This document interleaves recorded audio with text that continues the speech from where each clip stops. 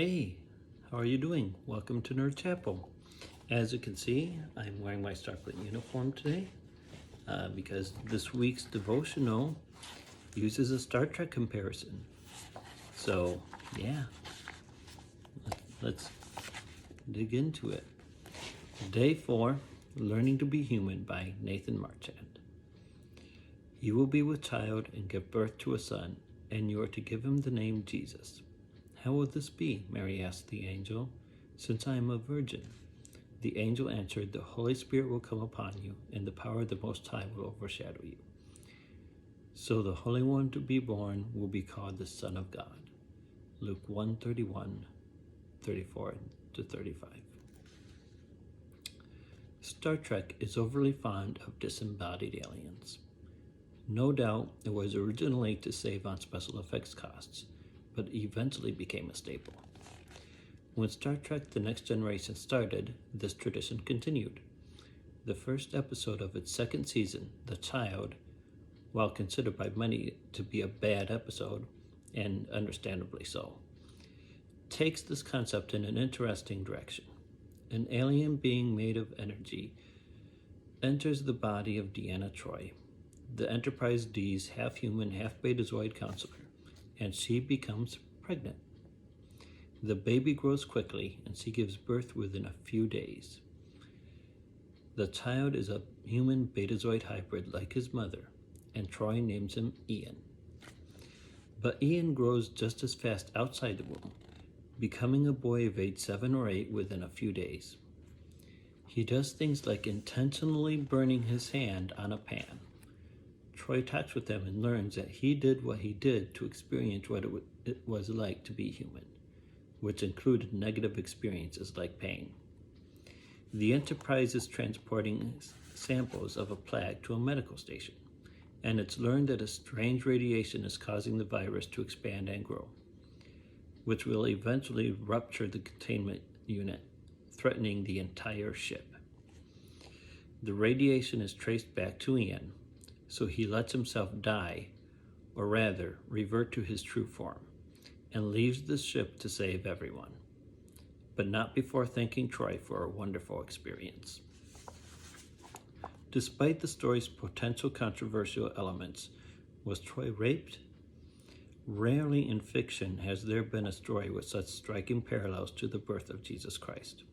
Like Ian, Jesus was born through what theologians call Immaculate Conception. In other words, while he was born through a human mother, he had no human father. He was conceived by the Holy Spirit. This was done so that he would be free of the sinful nature that has plagued mankind since Adam and Eve disobeyed God. It made him unique. It showed he truly was the Messiah. He had the credentials. Also, believe it or not, Jesus did want to experience what it was like to be human, just like Ian. For we do not have a high priest who is unable to sympathize with our weaknesses, but we have one who has been tempted in every way, just as we are, yet was without sin.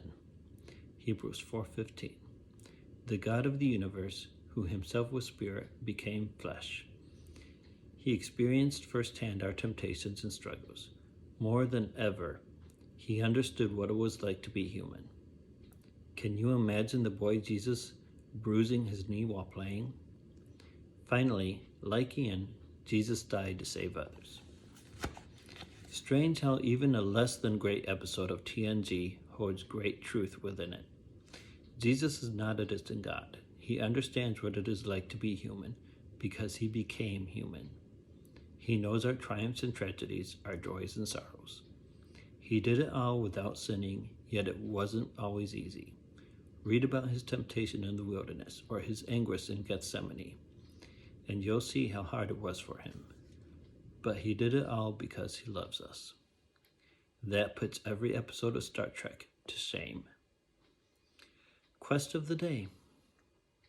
Read Matthew 1, verses 18-25, and Luke chapter 138 and chapter 2, verses 1-20. If you were Joseph or Mary, how would you react to being the parents of the Son of God? Ponder this and then journal about it.